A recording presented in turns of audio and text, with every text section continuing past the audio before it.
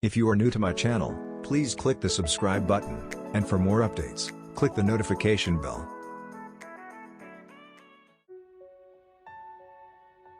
Rodrigo Duterte, life before elected as president.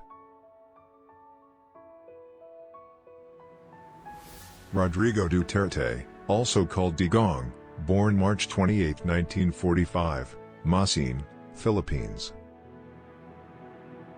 Duterte's father, Vicente G. Duterte, served as governor of the province of Davao, and his mother was a community activist who had a prominent role in the People Power movement that deposed the authoritarian President Ferdinand Marcos and restored democratic rule to the Philippines. He graduated in 1968 with a Bachelor of Arts degree in Political Science at the Lyceum of the Philippines in Manila. He obtained a law degree from San Beda College of Law in 1972. In the same year, he passed the bar exam. Duterte eventually became a special counsel at the City Prosecution Office in Davao City from 1977 to 1979, 4th Assistant City Prosecutor from 1979 to 1981, 3rd Assistant City Prosecutor from 1981 to 1983, and 2nd Assistant City Prosecutor from 1983 to 1986. After the 1986 People Power Revolution, Duterte was appointed officer in charge vice mayor by President Corazon Aquino. In 1988, he ran for mayor and won, serving until 1998. In 1998, because he was term limited to run again for mayor, he ran for the House of Representatives and won as congressman of the 1st District of Davao City. In 2001, he ran again for mayor of Davao and was elected for a 4th term. He was re-elected in 2004 and in 2007. Accomplishment of President Duterte when he was mayor in Davao City. Number 1. Prevented discrimination based on ethnicity, religious affiliation, and gender. Working together with her daughter, Mayor Sara Duterte, and acting as a vice mayor of the city, Duterte was instrumental in passing Ordinance No. 0417-12 or the Anti-Discrimination Ordinance of Davao City in December 2012. This local ordinance outlaws and penalizes acts and conducts of discrimination based on sex, gender identity, sexual orientation, race, color, descent, national or ethnic origin, and religious affiliations or beliefs. Duterte also earned support from different gender rights groups. Note that the City Council under his watch passed the Women Development Code in 1997. The Women Development Code in 1997, the first in the country that time. This ordinance does not only protect women in Davao City from discrimination but also allots funds to support gender-sensitive projects. Number 2. Purge the city of drugs pushers and users while also empowering a city-run treatment and rehabilitation facility. Davao City has a tough stance against drug users and pushers. But not all drug addicts end up dead. The DSWD put up the Davao City Treatment and Rehabilitation Center for Drug Dependents or RCDD in 1983, 3 years before Duterte became mayor.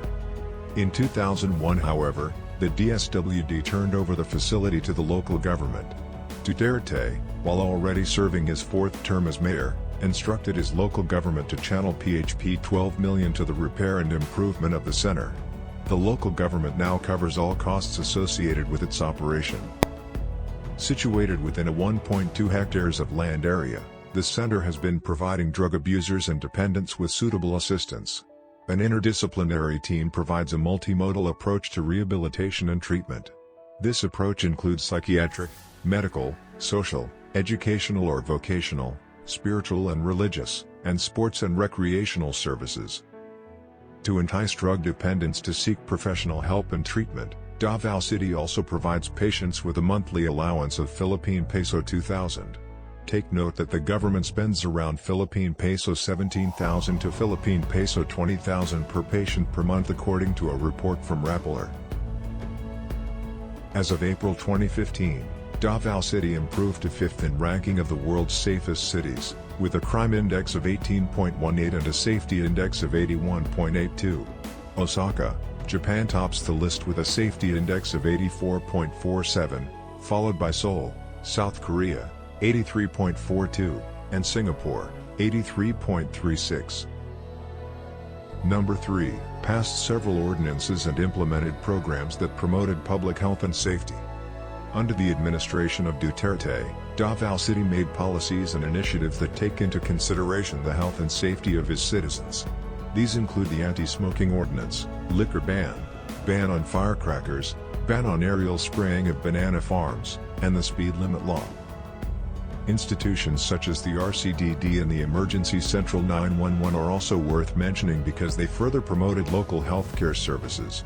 The whole 911 operation also includes services involving police assistance, urban search and rescue, and fire response.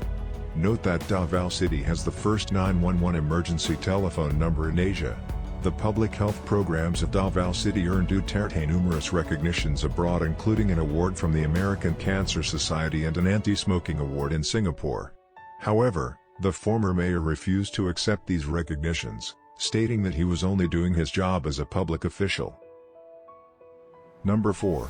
Urban development to include economic growth and other developments in education and overall community life. The city saw further economic milestones during the Duterte administration. In 2011, the London-based City Mayors Foundation ranked Davao City as the 87th among the fastest-growing city in Asia, the only city in the Philippines to reach the top 100. The city had a projected average annual growth of 2.53% over a 15-year period according to the foundation.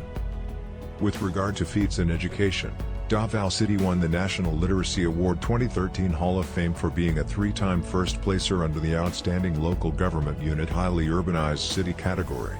In their letter to Duterte, the Department of Education awarded Davao City for its inspiring efforts in sustaining exemplary programs in literacy. Other awards received by Davao City included Most Child-Friendly City in the Philippines 1998 to 1999, Cleanest and Greenest City in 1999, Most Outstanding Library in the Philippines in 2000, and the Regional Green Banner in 2004, among others. On May 9, 2016, Duterte won the Philippine presidential election with 39% of the votes, defeating 4 other candidates, namely Mar Roxas of the Liberal Party, 23.5%, Senator Grace Poe, 21.4%, former Vice President Jejomar Binay of the United Nationalist Alliance, 12.7%, and the late Senator Miriam Defensor Santiago of the People's Reform Party, 3.4%. Duterte took office at age 71 on June 30, 2016, making him the oldest person to assume the Philippine presidency. The record was previously held by Sergio Osmeña at the age of 65. Mr. Rodrigo Duterte is the Philippines' 16th president and first president in Philippine history that came from Mindanao. That's all the life and achievements of Mr. Rodrigo Duterte before he was elected as 16th president of the Philippines. If you are new to my channel, please subscribe, and hit the notification bell below for more updates of my upcoming video. Don't forget to like and drop your comments below. Enjoy watching.